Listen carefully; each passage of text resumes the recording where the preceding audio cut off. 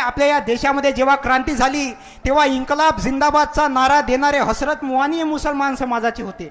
जय हिंदचा नारा देणारे आबेद हसन सपानी हे मुसलमान समाजाचे होते. 1942ला भारत छोडो आंदोलन झालं तेव्हा सायमन गो बॅक म्हणजे भारत छोडोचा नारा देणारे युसुफ मेहर अली हे मुसलमान समाजाचे होते. तुम्ही ज्या देशामध्ये राहता त्या देशाचा तिरंगा सुरैया तय्यबजी नावाच्या मुस्लिम महिलेने तयार केला आहे.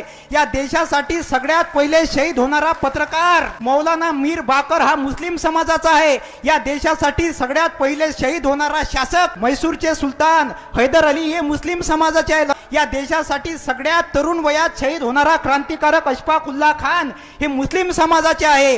डॉक्टर बाबासाहेब आंबेडकरांनी 14 तळ्याचा सत्याग्रह केला तर जागा देणारे व्यक्ती हे मुस्लिम समाजाचे होते. जेव्हा महात्मा फुलेंनी इथल्या महिलांसाठी पहिली शाळा काढली आणि ह्या भामट्यांनी महात्मा फुलेंच्या घरावर मारेकरी पाठवले तेव्हा महात्मा फुलेंच्या वडिलांनी सांगितलं की तुला घरामध्ये राहण्याचा अधिकार नाही. तेव्हा महात्मा फुलेंच्या वडिलांनी त्यांना घराच्या बाहेर काढलं. तेव्हा महात्मा फुलेंना राहण्यासाठी जागा देणारे उस्मान शेख हे मुसलमान समाजाचे होते. छत्रपती शिवाजी महाराजांचे गुरु याकूत बाबा हे मुसलमान समाजाचे होते. छत्रपती शिवाजी महाराजांचे वडील शहाजी आणि त्यांचे काका शरीफजी यांचं नाव हे शाह शरीफ नावाच्या दर्ग्यावरून ठेवण्यात आलेलं आहे. लक्षात ठेवा, राक्षसों की बस्ती में प्यार बेसहारा है, मंदिर और मस्जिद का रिश्ता कितना प्यारा है, जब जब मुसीबत आई तब दोनों को पुकारा है, राम भी हमारा है, रहीम भी हमारा है.